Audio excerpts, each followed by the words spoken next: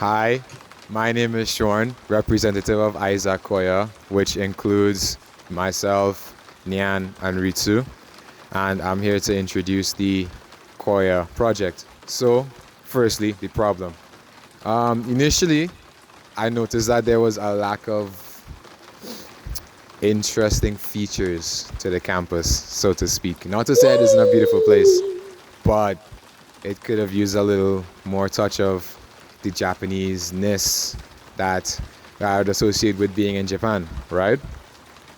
Then, so initially working on this project, we took a few trips to Kyoto to learn about traditional Japanese construction techniques, about the Kaya, which is Japanese roofing, and the various different tools and those different things that would have been used for those sorts of projects.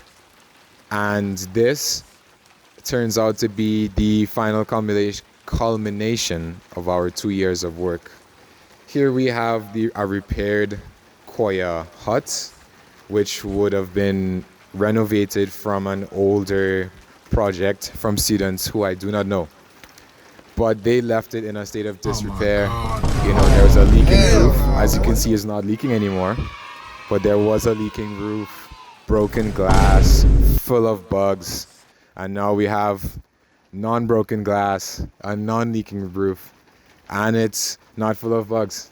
So if you come to the inside, right, here we have the entrance, retrofitted from sustainably sourced materials, Nice. secondhand mostly. You can see stairs, this door.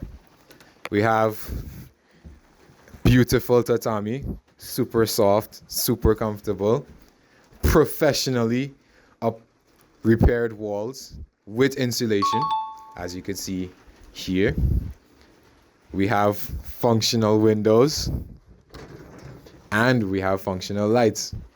And what this does for the campus is, one, it gets rid of a defunct, unused space. This was the original Zen room up until it closed. I didn't even know it was here, to be honest with you. And that's it.